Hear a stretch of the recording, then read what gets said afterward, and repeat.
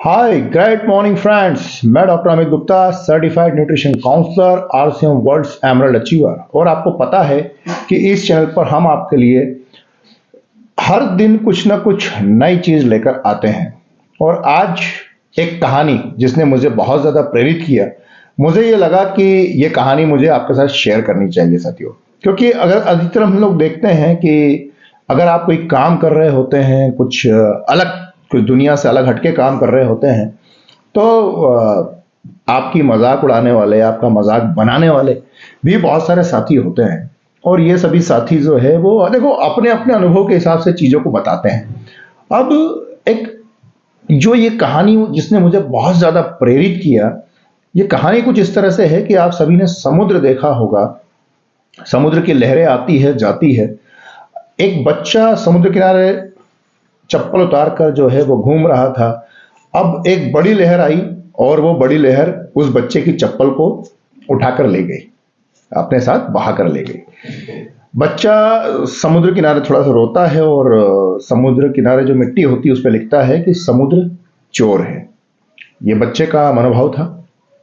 इसी तरह एक मछुआरा जिसने जाल फैला रखा था, लहर आई, बहुत सारी मछलियां उस जाल में फंसी। उस मछुआरे ने मछली पकड़ने के बाद लिखा, समुद्र मेरा पालनहार है, समुद्र की वजह से मुझे भोजन मिलता है, मेरा रोजगार चलता है, समुद्र मेरा पालनहार है।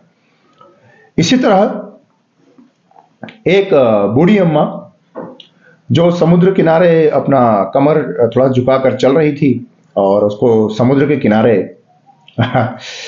एक सीप मिला, मतलब मोती मिला उसे।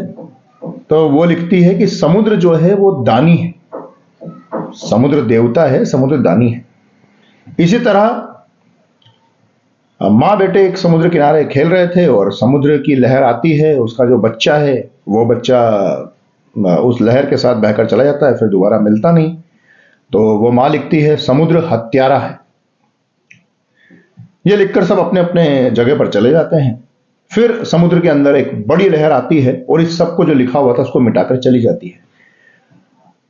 इससे यह सीख मिलती है साथियों कि समुद्र को इससे कोई फर्क नहीं पड़ता कि लोग उसको समुद्र को क्या कहते हैं। कोई दानी कहता है, कोई देवता कहता है, कोई पालनहार कहता है, कोई बोलता हत्यारा है, कोई बोलता चोर है। कोई फर्क नहीं पड़ता। तो हमें अपना काम लगातार करते रहना है।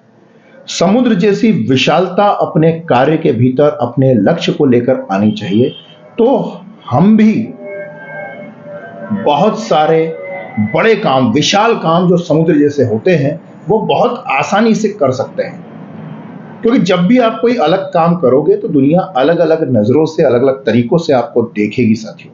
तो कोई फर्क नहीं पड़ता, आप अपना काम लगातार करते रहिए, समुद्र जैसी विशालता अपने भीतर लेकर आइए और यकीन मानिए बड़ी से बड़ी कामयाबी, बड़ी से बड़ी सफलता आपका इंतजार कर रही है। और आपके माध्यम से लाखों करोड़ों लोगों की कामयाबी भी आपका इंतजार कर रही है। क्योंकि आपके माध्यम से कई हजारों लाखों करोड़ों लोगों की जिंदगी में जो परिवर्तन आने वाला है, उस परिवर्तन की तरफ देखिए। आप समुद्र जैसे विशाल बन जाइए, अपने आप को अपने तक सीमित मत रखिए, वसुदेव कुटुंबकम की भावना के साथ काम कीजिए। यकीन मानिए ये पूरी दुनिया तैयार है आपका स्वागत करने के लिए। जय हिंद, जय भारत, जय आरसीएम।